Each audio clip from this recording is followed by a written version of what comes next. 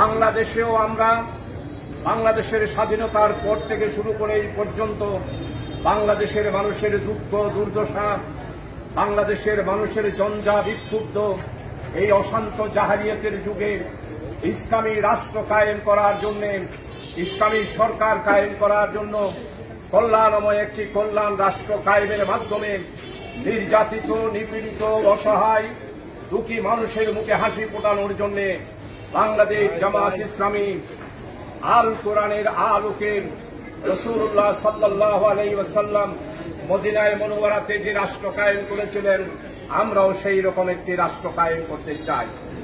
সম্মানিত ভাই সব, আপনারা জানেন স্বাধীনতার পর থেকে শুরু করে বাংলার মানুষের যে অধিকার, বাংলার মানুষের যেই স্বাধিকার, বাংলার মানুষের যেই অর্থনৈতিক মুক্তির কথা ছিল, সেগুলো হয় নাই। হাড়ে হাড়ে বাংলার মানুষ আজকে বুঝতে পারছে। আমার রিকশাওয়ালা থেকে শুরু করে সর্বস্তরের নাগরিক, ঠেলাগাড়িওয়ালা, দিনমজুর, আজকে বিশেষ করে মধ্যবিত্ত, নিম্ন মধ্যবিত্ত মানুষ আজকে অসহায় দিন যাপন করছে। অর্থনৈতিক দিক থেকে বাংলাদেশ শ্রীলঙ্কার পর্যায়ে পড়ে গিয়েছে। আমরা আজকে কোন সরকার বিরোধী আন্দোলন নয়, মানুষের মুক্তির আন্দোলন করছি। এই মানুষের মুক্তি আসার একটি মাত্র পথ, সেটা হলো আল্লাহ তাআলা আমাদেরকে সৃষ্টি করেছেন। যেই আল্লাহ সৃষ্টি করেছেন, সেই আল্লাহ মানবতার মুক্তির জন্য একটি কিতাব নাজিল করেছেন, যেই কিতাবের নাম হচ্ছে আল কোরআন।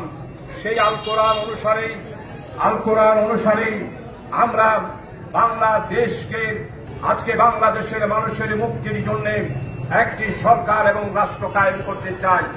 সেই রাষ্ট্র কায়েমের আন্দোলন হিসাবে জামাত ইসলামী আপনাদের দুয়ারে এসে হাজির হয়েছে। আজকে শিক্ষা ব্যবস্থা থেকে শুরু করে আমার একটি গরিব মানুষ, চিকিৎসা থেকে শুরু করে সর্বস্তরে আজকে মানুষ দুঃখে দুঃখে আজকে দিন যাপন করছে। সেইখান থেকে মুক্তির জন্য আসুন, বাংলাদেশ জামাত ইসলামের পতাকা তলে সমবেত হই। আপনারা যারা আজকে এখানে উপস্থিত হয়েছেন, তাদের কাছে অনুরোধ করব, গণসংযোগ এবং দাওয়াতি পক্ষ উপলক্ষে আপনারা প্রত্যেকটা মানুষের কাছে আমাদের দাওয়াত, আসুন আমরা সম্মিলিতভাবে এই বাংলাদেশের অবস্থা থেকে বাংলাদেশকে বাঁচানোর জন্য আসুন আমরা দেশকে বাঁচাই, মানুষকে বাঁচাই। দেশের মানুষকে বাঁচানোর জন্য একটি মাত্র পথ, সেটা হল আল কোরআনের পথ।